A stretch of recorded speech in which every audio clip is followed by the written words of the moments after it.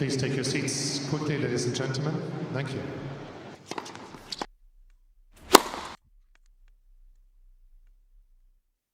Hi guys, and welcome to 1MinuteTennis.com. The serve. It's such an easy stroke when the ball toss is correct, but the ball toss remains a mystery for the vast majority of players. Most players have good days and bad days, and sometimes more bad days than good days. In today's session, I want to show you how to identify where the problem from the ball toss comes, and then I want to show you a fantastic way of practicing and correcting your ball toss. With the information I'm going to show you today, the really bad ball toss days should become a thing of the past forever. Now, for your ball toss to be successful and consistent, we need to have a correct technique, but also even the best player will make a bad placement of the ball. And then, of course, you can stop and begin the stroke again.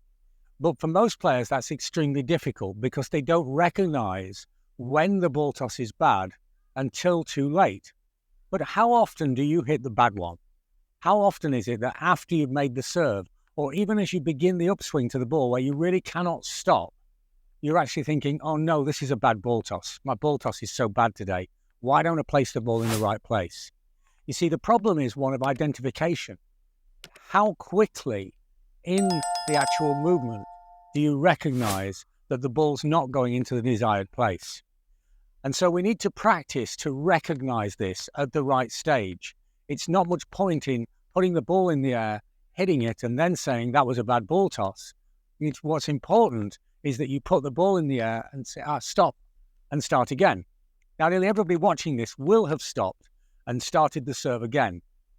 But if you think closely, the reason for that will be because you felt the ball coming out of the hand incorrectly. It's not because you recognized that the ball was in an incorrect place. That recognition in time to stop the stroke is very difficult without a controlled and practical approach to finding and discovering when the ball is incorrect. But here's a great way of discovering early in the stroke where the ball toss is, whether it's correct, and identifying it early enough to abort the stroke and start again. So the traditional way of practicing the ball toss is to put the ball in the air, stop the stroke, and then see where it lands on the ground. And by seeing where it lands on the ground, we identify whether we've got a good ball toss or not. But there's two problems with that, because it's truly flawed. The first one is you're not really making a serve. You're making a trophy pose, and you know you're going to make the trophy pose before you throw the ball up. So it's kind of different. And when you actually make the service stroke, it's very likely that everything will be a little bit different to when you just make the trophy pose. And a little bit different is a lot when we're talking in terms of a few centimeters with the ball toss.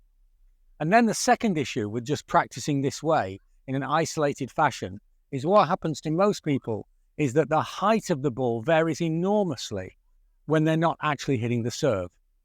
So a much better way of practicing it is to take a racket with no strings. I'm now going to go into the service stroke. I'm going to make the service action, swing at the ball, and I see where the ball went. In my practice ball toss, the ball was in a perfect place in front of my foot, slightly to the right. But in my service action, it's different. And the ball is now in an inefficient place behind me. So by using the racket with no strings, I really reproduce my service action, and I find that my fantastic ball toss was not so fantastic after all. And now I can practice to try and correct this. So I go through the stroke. And this is a better placement. And this was real practice because I made the whole swing. Now, in terms of timing, what you should do is use the racket with no strings. Remember, you could do this in your back garden or a terrace or wherever. Use the racket with no strings and then go through the stroke. And before you begin the upswing, just simply say yes or no, good or bad. You've got to recognize it early. So now I'll go through the stroke. Bad. And that was too late because I'd begun the stroke before I said the word bad. So now let's try again. Good. And that's pretty good. Good.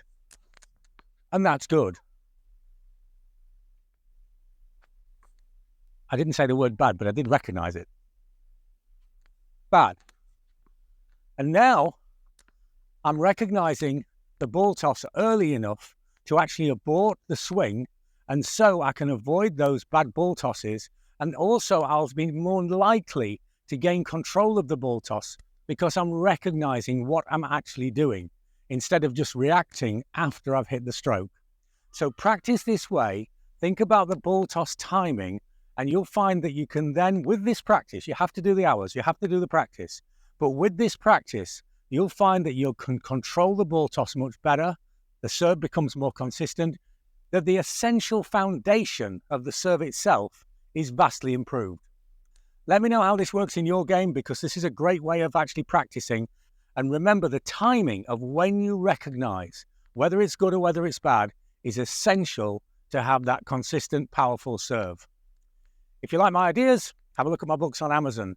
In the books, we provide detailed information of the science of the strokes and then super simple illustrated examples of how you can improve your game, such as this idea here.